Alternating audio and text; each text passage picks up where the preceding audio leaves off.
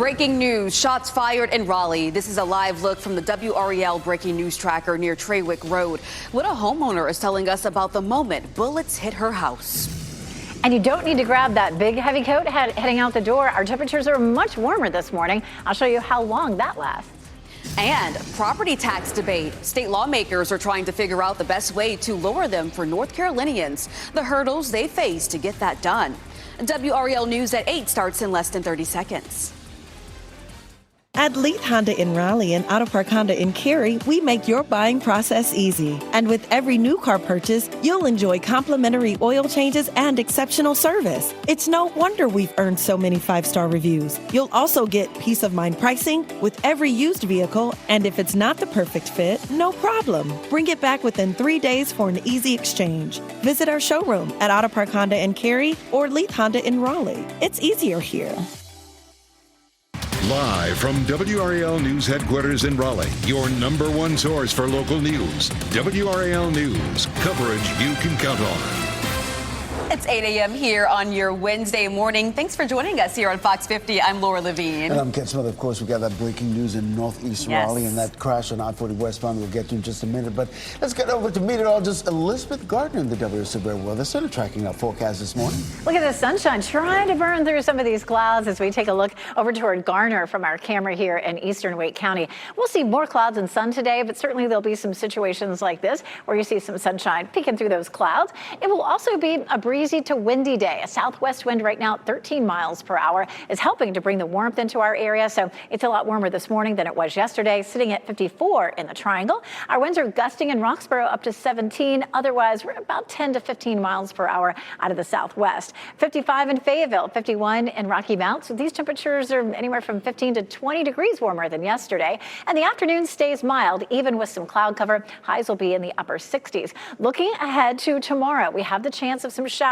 We have a couple of fronts that'll be closer to us and will bring us a chance of rain through the weekend. I'll show you which days it looks heaviest coming up. Ken? Elizabeth, happening now in the WRAL Traffic Center. We're staying on top of this situation in I-40 westbound near the South Saunders Street exit. This crash really moving off to the median part of that interstate right now. Just one lane is closing, but you can see the huge lingering delays it's causing. You're looking at a 12-minute delay. And what we're noticing is that the back of it is stretching all the way to I-40 westbound. Those lanes coming in from Garner, Johnston County, you're looking at a 12-minute delay between Highway 36 and the Beltline. So keep that in mind this morning. Depending on whether or not you're in a rush, you might want to take a local route like Garner Road coming in from the Garner, Johnston County area. That northern loop of the Beltline, that's where we're sending people as a result of what's happening in that southern loop. But even that's getting jammed up right now. As you look live at I-440 and New Bern Avenue, the bumper-to-bumper traffic we're seeing. So you're looking at a 17-minute delay because really and truly the backup starts at the 87-440 split right through Capitol Boulevard and Glenwood Avenue. But once you get past Glenwood Avenue, finally, you're seeing a little bit of relief. So leave the house a little sooner than usual. We're picking up the usual delays we're seeing this time of the morning coming in from Wake Forest. You're looking at an 11-minute delay, and there's that 12-minute delay coming in from Garner, Johnston County that I told you about a few minutes ago. You're getting ready to head into the car. Tune us in on the radio, 101.5 HD3. Ken, thank you. Let's get back to that breaking news now. Right now, police are investigating a report of shots fired in a neighborhood in northeast Raleigh. This is happening on Streams of Fields Drive. That's off Trawick Road. Allie Cadlabar is there in the WRAL breaking news tracker. And Allie, you've seen bullet holes in cars and in a home. And Laura, police have been investigating this scene for the past 3 hours now. Just within the past 30 minutes, I went through police radio traffic. It sounds like they were called out here around 5 this morning, and they've been out here tagging evidence and marking it. And we even saw them pick up what looked like a shell casing. So we see about 20 evidence markers right here that they're looking at and taking photos of. Now, we're also seeing bullet holes at a home. We saw a window shattered. We also saw the back windshield of a car shattered and a bullet hole in a car, possibly others. Now, I did speak with a woman who says that her boyfriend and 3 kids were home when these shots were fired. She says that no one was hurt, but she's still trying to figure out what exactly happened because she says she's lived in this neighborhood for 6 years now and nothing like this has happened before. Of course, we're working to find out what happened as well. We're keeping you updated. Reporting live in Raleigh, Allie Cadlabar, WRAL News. Allie, thank you. And Durham police also investigating reports of shots fired on now South Roxborough Street. This is video from just before 3 this morning. Police confirmed there were no injuries. At last check, there are no suspects. Happening today, state lawmakers will be focusing on potential changes to property taxes that you pay. WRAL's Kelsey Coffey live outside the legislative building this morning. And Kelsey, lawmakers are trying to figure out ways to bring these taxes down, but it's not an easy fix. No, Ken, it's not. Today, state lawmakers will be just discussing some options to help lower your property taxes. We've been following this conversation for a while now here in the legislative building. State lawmakers will debate whether they should order changes to property taxes or if they even have the authority to do that at all. City and county leaders set property tax rates, not the state government. And all that money stays local, funding parks, schools, and police. So where does the state legislature come in? They're not entirely sure yet. Today, they'll brainstorm about how they could lower property taxes without hurting local government funding. Polling shows cost of living is top of mind for a lot of people since inflation has gone up. The housing price index here in North Carolina was at an all-time high last year, according to federal data. If you want a full breakdown of this effort to lower property taxes, head to WRAL.com. Kelsey Coffey, WRAL News, live in Raleigh. Raleigh police are investigating after a woman says a man exposed himself at Biltmore Hills Park. That woman is now warning others to be on high alert. Mysetta Alston says that she was walking in the park when she felt like she was being followed. When she turned around, she says she saw a man exposing and touching himself. In November, WRAL reported about several women being flashed along Crabtree Creek Trail as well. At that time, Raleigh police told WRAL officers frequently patrol greenways, but they cannot be everywhere at once. Alston says more needs to be done. It is basically sexual assault. I was very shaken up and stress sweating and shaky for like a while after. Literally, I called the police. There should definitely be security out here. I didn't see any security. I feel like I know there's other emergencies, but maybe they could respond faster next time. So we have reached out to Raleigh police asking exactly how many incidents of indecent exposure have been reported at city parks since November. We also asked if any other steps are being taken to deter these incidents in city parks. We're still waiting on a response. Authorities in Arizona say they're doing everything they can in the search for Nancy Guthrie. Google confirming the company is trying to help gather more video evidence from Guthrie's doorbell camera. Investigators are looking into the suspect's holster and a possible ring being worn under his glove. These new developments come after there was no match to the DNA found on a glove 2 miles from Guthrie's house. Investigators are looking into genealogy and partial DNA found at the home. As law enforcement enters a new day of searching, the Pima County Sheriff is still hopeful. We believe that she's still alive. There's a great chance that she's not because of her meds and those things, but I have nothing to, people ask, well, do you have proof of life? I ask, do you have proof of death? We're going to go with faith and hope that we find Nancy, she's safe and sound. Well, the Pima County Sheriff's Office and the FBI continue to field thousands of leads in this case. The FBI is offering a $100,000 reward for any information leading to them finding Nancy Guthrie. Of course, WRAL following new developments in this case since the beginning. You can find our extensive coverage on WRAL's YouTube page to search Nancy Guthrie. Also, watch WRAL's evening newscasts for updates throughout the day. Our first evening newscast starts at 4 p.m. Today in Granville County, the sheriff's office is hosting a prayer vigil for the people involved in a shooting last month. Tonight's vigil will honor the life of Ryan Ellington. People there will also be praying for the recovery of Julian Stovall. Back on January 9th, deputies responded to the shooting at the Family Dollar on US 15. Ellington died at the scene. Stovall faces an uphill battle in his recovery. 19-year-old Aiden Moss has been charged with first-degree murder and attempted first-degree murder in the shooting. The vigil will be at the Corey's Used Tires on US 15 at 6:30 p.m. Well, today is Ash Wednesday, and a local church is making sure people can get their blessings to go. Christ the King Lutheran Church in Cary hosting its annual Ashes to Go service this morning. It began around 7 o'clock, and people can show up to the church on Walnut Street and receive their blessing. That will last through 9:30 in the upper parking lot. The church will also have an on-site worship service starting at 11 this morning and again this evening at 6:30. All right, well, your time now is 8:10. Remembering Jesse Jackson. People across the country are mourning the loss of the civil rights leader, his ties to North Carolina, and how local leaders are honoring him. Also coming up, avalanche rescue. Skiers in California are missing after a snowstorm hit the Sierra Nevada mountains. The rescue operation that's ahead for first responders. And of course, it's warm out there this morning and breezy. We'll talk about our windy afternoon that keeps our temperatures warm and when rain arrives later this week.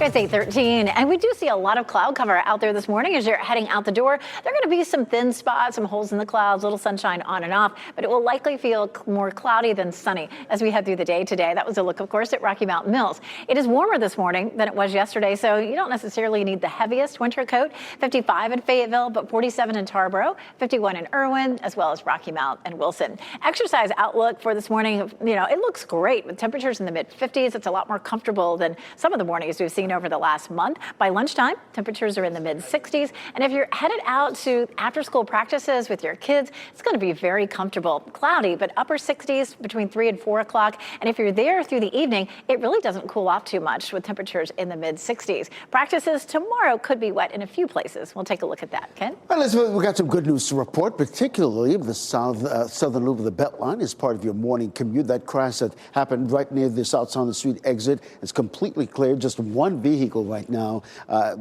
that indicates that something even happened there. So right now, we're just looking at a 9-minute delay, and that's typical of this time of the morning. And we are seeing that congestion spilling onto the I-40 westbound lanes coming in from Garner, Johnston County. You're looking at a 12-minute delay at this hour. Ken, thank you. People across the nation are mourning the death of civil rights pioneer Jesse Jackson.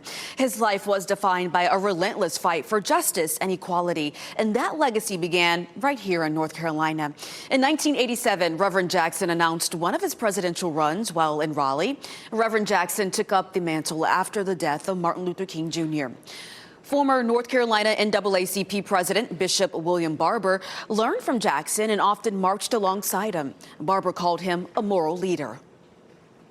He fought to protect what was won in the civil rights movement, not just for black people. He often spoke of how the Civil Rights Movement, the Voting Rights Act, the Civil Rights Act of '64 benefited black people, women, white women, men, poor people. Reverend Jackson attended North Carolina A&T University, of course, and his life work was dedicated to improving economic conditions for all communities and paved the way for a more progressive Democratic Party.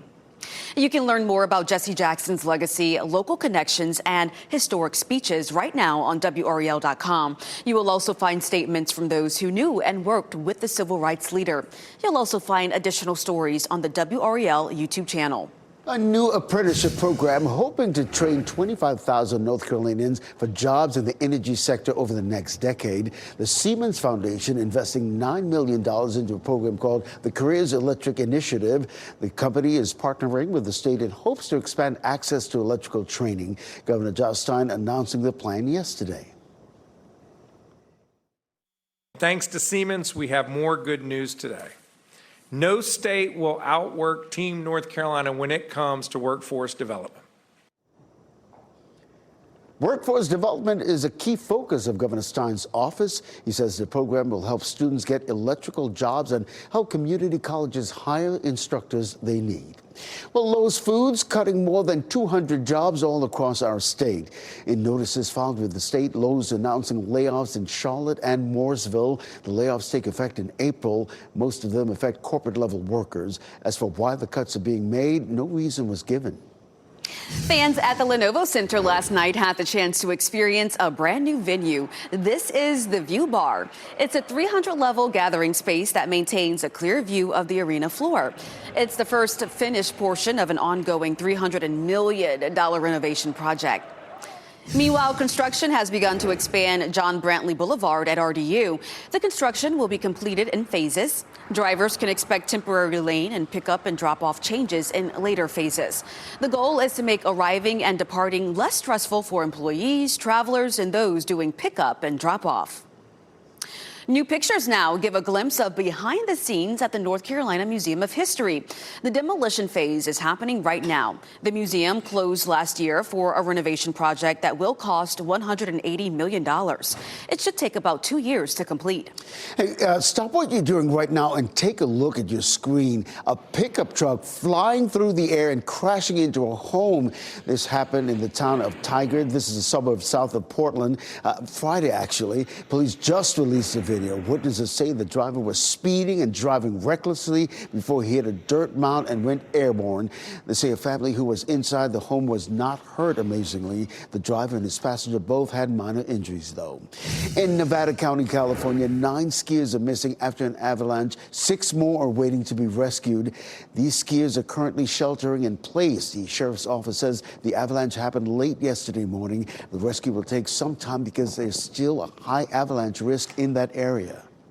Well, right now, the interstate's closed because of zero visibility. They're reaching the site. We're sending rescue workers in from a couple different locations so that we can attempt to get in there. It's going to be slow going. We have brought in snowcats. We have snowmobilers on standby. We have individuals on skis. So we have several different ways that people are attempting to get in there. Well, authorities say roughly 46 rescuers are currently trying to get to those skiers. Despite the avalanche risk, the snow in the western U.S. is mostly a good thing. Meteorologist Chris Michaels explains why in today's Ask the Meteorologist. Chris. Hey there, Laura. Yeah, so we'll start out with the bad news and then we'll get into the good news of all this. Obviously, the bad news being the avalanche that happened out there yesterday. And a lot of times that'll happen when fresh snow falls on a compacted snow base and that newer snowpack becomes a little more unstable. It becomes more susceptible to other factors like extreme wind and other man-made factors. So that's why they saw that out that way and continue to see that risk. Multiple feet of snow still expected along the Sierra Nevada. Good news for them, good news for the Rockies as well. We'll talk about that here in just a minute. UC Berkeley says the Central Sierra Snow Lab is about 4 feet below normal for the season, so they'll make up some ground on that as they go through the next few days. Then you head farther east toward Denver, where they've seen 35 days above 60 degrees so far this winter. That's more than or nearly double what we've seen. And then there's Salt Lake City, which continues to go through this historic snow drought. Meteorologist Elizabeth Gardner talking more in depth on that ahead of the 2034 Winter Games tonight at 6. We've been so excited watching the games here in Milan. They had to make some snow to be able to have enough for their games. But with this drought that Salt Lake City is seeing, it's a big concern. What happens if they have another snow drought during the 2034 Olympics when they host it? I'll talk more about that coming up at 6 o'clock this evening. Y'all know how much I love snow. All right, but spring is in the air. I love that too. Our temperature upper 60s today, 70s for tomorrow and Friday. And then we do have some rain in the forecast starting tomorrow. It looks like tomorrow and Friday it will be fairly light, but eventually this cold front will move in and stall over us and some waves will develop along it. And that'll bring us a better chance for rain Saturday, maybe even into early Sunday. So follow along at the top here. 0% chance of rain for today. But of course, the avalanche and all that snow video that we were seeing from California and Nevada, all that sliding eastward, and they're just getting hit and hit and hit. And they need the snowpack there because that's where their summer water comes from. For us, we're looking at about a 30% chance of rain on Thursday, mostly in our northern counties along that warm front. And then Friday, we have a cold front that will come through, but it looks like once it crosses the mountains, it loses some of its, we're giving it a 60% chance right now, but it's looking like that Friday's trending a little bit drier, a possibility of a thunderstorm. When the front stalls to our south, though, a wave may develop along it, and that could bring us a better chance for some rain on Saturday and maybe into early Sunday. This is a look at Thursday. You can see the showers in the morning up near the Virginia line, and in the afternoon, just a few hints of a little patchy rain, and then it's pretty much over. Then when the front comes in to our west, there's a level 2 risk across parts of the Midwest for some severe weather, but we won't have that threat here. Right now, giving it a 30% chance Thursday, 60 Friday, 50 Saturday, 30 Sunday, but we may adjust that as we're getting the newer runs of the computer models in. I would expect to see anywhere from maybe a half an inch to an inch of rain total over the 4 days, which would be about what we saw last Sunday. As long as we can keep this going, we may be able to sort of chip away at the drought that we're seeing. Once the front comes through Sunday, we're looking at much colder temperatures for early next week. Ken? Elizabeth, happening now in the WRAL Traffic Center. We'll give you this live look at that southern loop of the Beltline, I-40 and Lake Wheeler Road. Those are the westbound lanes moving away from us this morning. And right now, it was at a 7-minute delay. Right now, we're picking up a 10-minute delay. Things are definitely getting better if you're coming in from Gardner, Johnston County. Right, it was up to about a 12-minute delay about a half hour ago. Right now, it's down to a 2-minute delay. So if you're navigating I-40 westbound through Wade Avenue, it's delay-free. That northern loop of the Beltline, though, we're seeing the usual morning congestion at I-440 and New Bern Avenue. You can see the bumper traffic there. But really, the key is between the I-87 440 split there to Capitol Boulevard. Then we're seeing a little bit of a slowdown in Glenwood Avenue. But once you get past Glenwood Avenue, it's clear sailing all the way to Wade Avenue. Coming up, we'll take a look at more news, weather, and traffic after the break. Clean air in your home. Good air quality is something to keep in mind as you begin spring cleaning. 5 on your side explains up next. As you get into your car, tune to WRAL News Plus on your radio. In Raleigh on 99.3 FM. In Durham, 96.5 FM. And everywhere on 101.5 HD3. Good morning. The time now is 8:26. I'm Laura Levine. Let's get right over to meteorologist Elizabeth Gardner on what will be a taste of spring today. Elizabeth. Temperatures are feeling nice. You don't need a heavy coat heading out the door. We're mostly in the 50s. We do have some cloud cover out there. We're seeing mostly cloudy skies. We'll have some peaks of sun here and there, but it'll feel more gray than bright today. 55 in Southern Pines, 43 in Roanoke Rapids, 54 in Durham, and 57 in Goldsboro. So much warmer than it was this time yesterday. A comfortable afternoon with highs in the upper 60s. If you have anything that you need to do outside, I would go ahead and do it. We get into a better chance for rain tomorrow, and that lasts into the weekend. I'll take a look at that coming up on Fox 50. Ken? This is happening now in the WRAL Traffic Center. We're going live at I-40 and Lake Wheeler Road, the southern loop of the Beltline. You can see those are the westbound lanes moving away from us this morning. Right now, you're looking at a 15-minute delay on that southern loop of the Beltline. No delays, relatively so. No delays between Highway 36 and the Beltline. Of course, you were navigating I-40 westbound through Wade Avenue, delay-free at this hour. We'll take a look at some other delays coming in on some other major routes coming up. We're staying on top of breaking news in Raleigh this morning. You're taking a live look from the WRAL breaking news tracker on Streams of Fields Drive. Police are investigating after reports of shots fired in this neighborhood. Police say there were no injuries and still no word on any suspects. A mom in Raleigh is sharing a safety warning now after she was flashed at a Raleigh park. Mysetta Alston was walking on a trail at Biltmore Hills Park, and that's when she says a man exposed himself to her and harassed her. Police say that they are looking into this and looking into ways to prevent similar incidents. Next on Fox 50, the new approach from Wake County EMS to make sure the most critical emergencies are prioritized. And coming up on today, Olympic figure skating women's short program recap. Now, breaking news from WRAL. Coverage you can count on. That breaking news takes us to this scene here in Raleigh. Shots fired into a home. You're taking a live look from the WRAL breaking news tracker at the investigation in Northeast Raleigh. What we're learning from the owner of the home. Flashed and harassed. I couldn't believe my eyes at first. It is basically sexual assault. A Raleigh mom warning others after she says a man exposed himself to her at a city park. The questions we're asking police after a string of indecent exposures. And it looks very wintry across our area this morning with the gray skies. But when you walk out the door, you'll notice it feels nice and mild. I'll show you how long the spring-like temperatures will stick around. We're going to try to hold on to those spring-like temperatures. Yes. Yeah, a lot to get to this half hour. I'm Ken Smith. Thanks for being with us. And I'm Laura Levine for sure. So when I walked outside this morning, I actually had my heavy coat and I had to kind of pull back some layers a bit.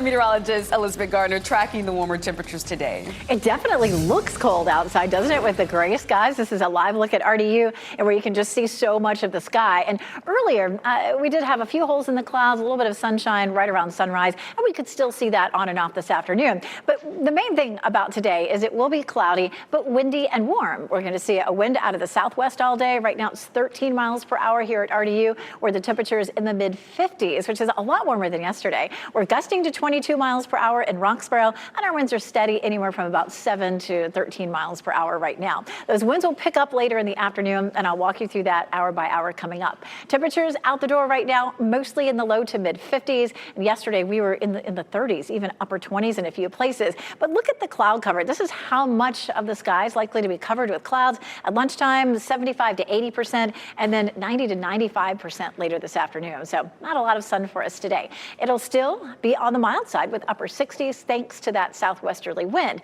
We changed the pattern a bit starting tomorrow. We start to add the chance of some showers in through the weekend. We'll check that out. Ken? All right, Elizabeth, happening now in the WRAL Traffic Center. We're tracking some heavy congestion on a couple of our major routes, including here on I-40 westbound, the southern loop of the Beltline. You can look live at I-40 and Lake Wheeler Road. You can see the bumper-to-bumper traffic. Right now, you're looking at a 12-minute delay on that southern loop of the Beltline. But if you're coming in from Garner, Johnston County, and I-40 westbound, no delay whatsoever. And similarly, if you're navigating I-40 westbound out of through Wade Avenue, delay-free. The northern loop of the Beltline, similarly, we're seeing the congestion as we look live at I-440 and New Bern Avenue. It's a situation where we see this type of congestion this time of the morning. You're looking at a 13-minute delay because the congestion really starts at the 87 440 interchange all the way over to Six Forks Road, Glenwood Avenue. Once you get past Glenwood Avenue, it's clear sailing all the way to Wade Avenue, but it's going to take some time for you.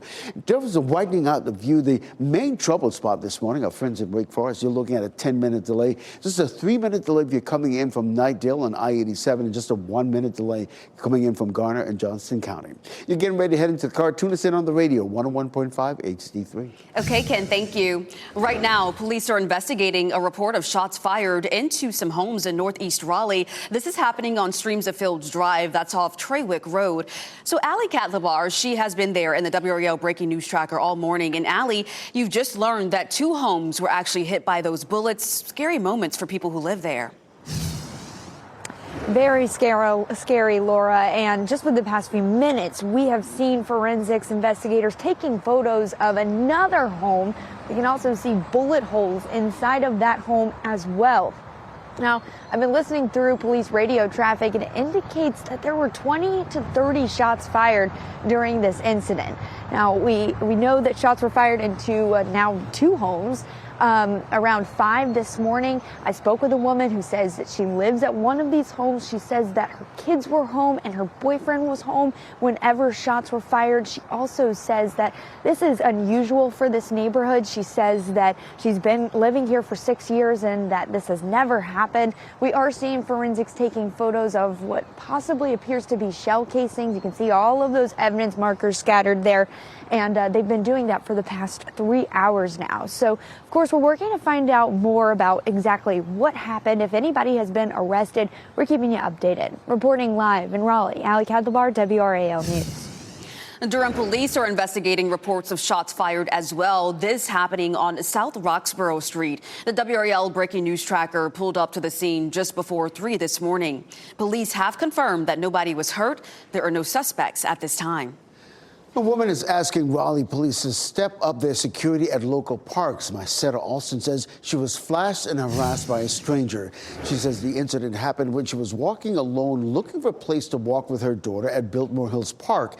That's when she said she felt like someone was following her. When she turned around, Alston says she saw a man exposing and touching himself. The man ran away. Alston says she is grateful her daughter was not with her. Thank God I didn't have my daughter with me. I was trying to find a park for us to come to regularly, but this won't be it. There should definitely be security out here. I didn't see any security. I feel like, I know there's other emergencies, but maybe they could respond faster next time. You know, this isn't the first case that we've been reporting on this issue. In November, we told you about several women being flashed along Crabtree Creek Trail. Raleigh police then told us officers frequently patrol greenways but cannot be everywhere at once. So, of course, we're asking RPD some more questions, including how many incidents like this have been reported at City Park since November and what the department is doing to stop these types of crimes. As soon as we hear back from Raleigh police, we'll let you know. Happening today, state lawmakers will be focusing on potential changes to property taxes that you pay. WRAL's Kelsey Coffey is outside the legislative building in Raleigh, where lawmakers are trying to find ways to bring down these taxes. Today, state lawmakers will talk about some options to help lower your property taxes. We've been following this conversation for a while now here at the legislative building. State lawmakers will debate whether they should order changes to property taxes or if they even have the authority to do that. City and county leaders set property tax rates, not the state government. And all the money stays local, funding parks, schools, and police. So where does the state legislature come in? They're not entirely sure yet. Meetings like the one today are for the legislature to brainstorm how they might be able to lower property taxes, at least for some people, while also not hurting the ability of local governments to pay for schools, law enforcement, and other needs. Polling shows cost of living is top of mind for a lot of people since inflation hit. The housing price index for North Carolina rose to an all-time high last year, according to federal data. For a full breakdown of efforts to lower property taxes in North Carolina, just head to WRAL.com. Kelsey Coffey, WRAL News in Raleigh. The town of Holly Springs has approved new protections for minorities and the LGBTQ community. The ordinance prohibits discrimination based on race, hairstyles, sexual orientation, and more. It passed with a vote 5-1. Councilmember Danielle Houston voted against it. She said that she's worried it could open the town up to future lawsuits. I think case law tells us that we don't have the authority to adjust on the business practices. So these are rules that other Wake County town and cities had adopted years ago. Holly Springs previously voted against it back in 2022. All 6 current town council members have been elected since then. Investigators say a Durham mom accused of killing one of her children and trying to kill the other tried to harm herself in jail. Audrey Faust made her first court appearance from a hospital bed yesterday. She's charged with first-degree murder. Her husband, Eric, took the stand. He told the court his wife was a tremendous mother who suffered from a mental health crisis. He also begged her to stop harming herself. Andrea, I want you to hear this. Kenny is making a full recovery. He's doing great. I know how horrible you must feel, but you still have to, we have got to get you mental health. I'm working on that. The assistant district attorney asked the judge to place Faust on suicide watch when she's released from the hospital. Her next court date is set for March 3rd. Now to new developments overnight in the disappearance of Nancy Guthrie. The FBI says the DNA on the glove found 2 miles from her home did not match any DNA in their national data bank. It also did not match the DNA taken from the property. So the Pima County Sheriff's Office says that they are chasing other leads now. They're analyzing new surveillance video from Guthrie's Ring doorbell and looking into some kind of ring showing through their suspect's glove. They also say that they're looking into unique characteristics of the suspect's gun holster. The sheriff says they have 400 investigators working on this case 17 days into the search. As long as we have the ability to chase a lead, it's not cold. And we have thousands of leads we're looking at. We're going to find Nancy, and we're going to find who did this. And according to the sheriff, he says that they are using a tool called a signal sniffer to try to track the signal from Nancy's pacemaker. Google says it is also trying to recover more surveillance video from her Nest cameras. Well, Wolfpack fans are celebrating after NC State's blowout win over UNC last night. Of course, as tradition, the bell tower turned red as students and fans moved the party from Lenova Center to Hillsborough Street. NC State started hot from the opening tip against the Tar Heels and never looked back. The Pack took a 42-26 lead into halftime. UNC's top 2 players, we should note, were on the bench with injuries. And while the Tar Heels fought to try to come back, they just couldn't do it.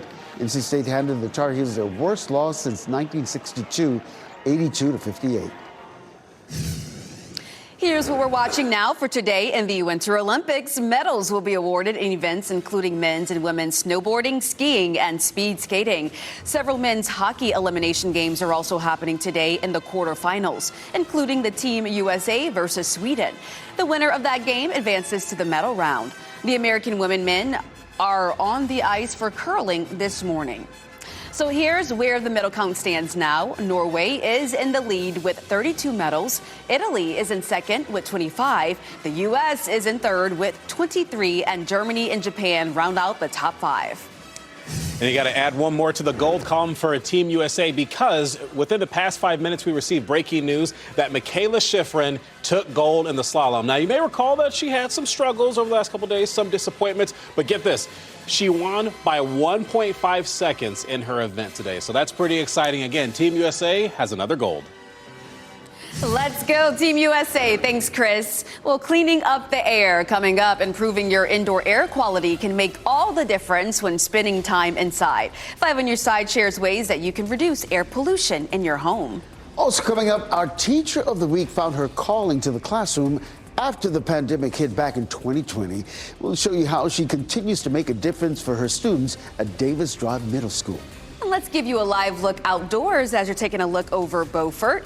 Spring-like warmth is joined by spring-like showers in the coming days. Meteorologist Elizabeth Gardner times out each round and shows you how much we can expect.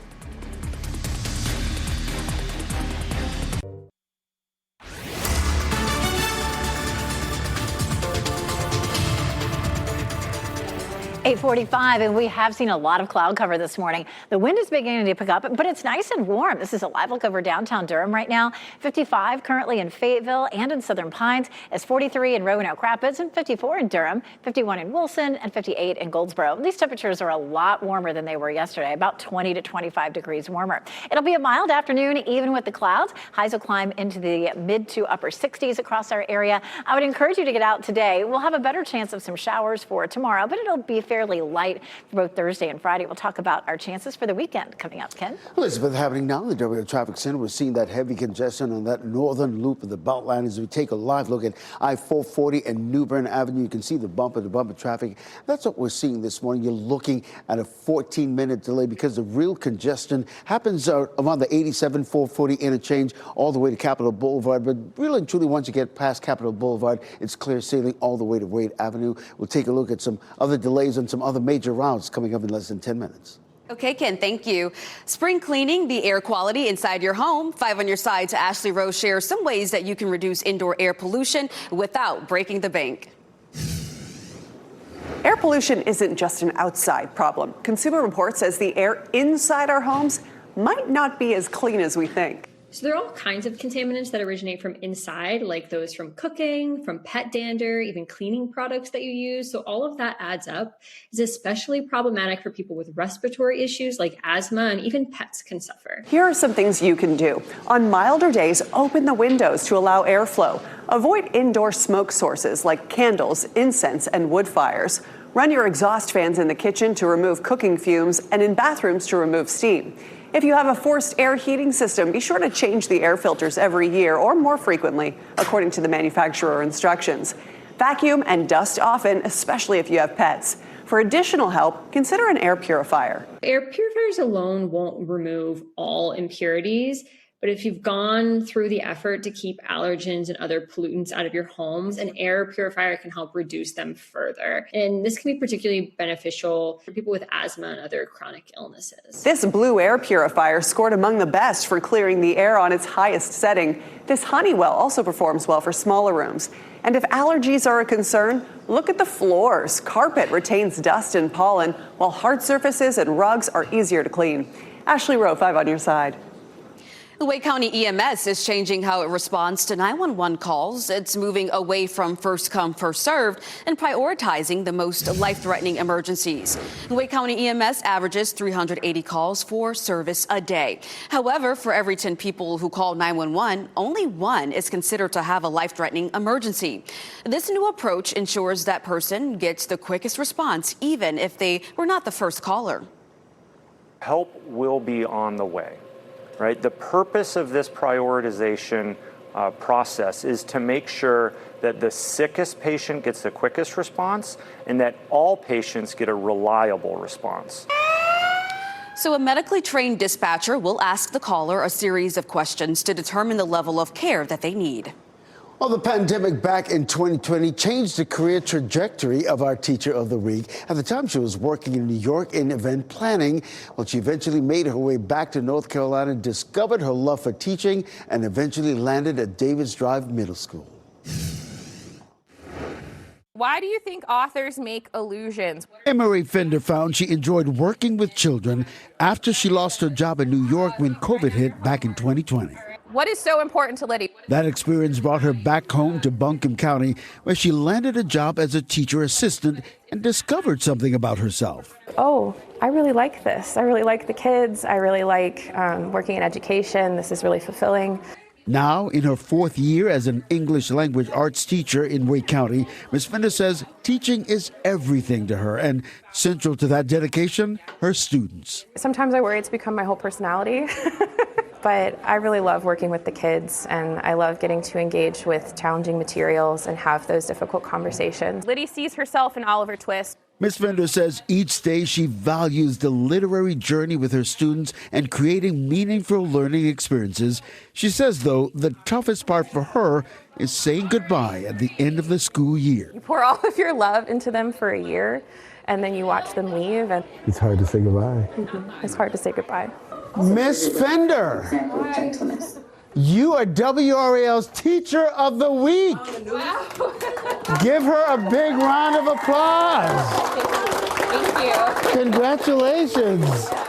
And I mentioned she was from Buncombe County, so they put together a whole trailer load of supplies because Buncombe County was hit by Helene. Well, if you'd like to nominate a teacher, go to WRAL.com and enter Teacher of the Week in the search box. Okay, so taking a look outdoors, we're seeing things a little bit cloudy, a little bit moody out there, Elizabeth, but I also know that we're warming up today and you're tracking the next weather maker. That's right. And the next weather maker is going to start to bring us some rain toward the end of the week. A little bit for tomorrow and Friday, but by Saturday, it looks like it may be a little wetter. So, hopefully everyone will start to plan for that. Yeah. This is actually coming from the West Coast, where they've been hit really hard by snow, especially along the California-Nevada line, up around Lake Tahoe. They've had the snow just dumping. I mean, they're looking for as much as 1 to 4 feet of snow by the time all of this is over. So I think they're going to be ready for some spring-like conditions, and we definitely are for sure. Let's take a look at the big picture, and you see that guy in his shorts walking around in the snow? That's California for you, right?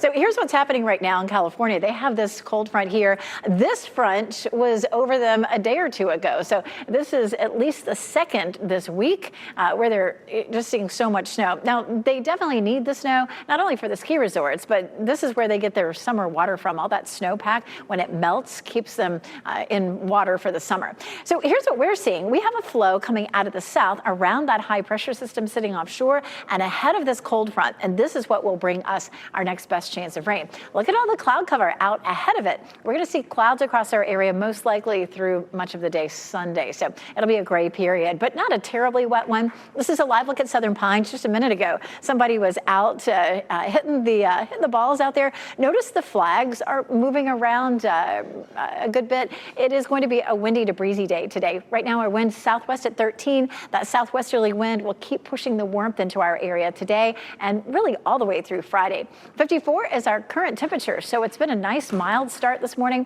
We'll see winds gusting this afternoon 20 to 25 miles per hour and steady at about 10 to 15. And again, that southwesterly wind is what keeps us nice and warm.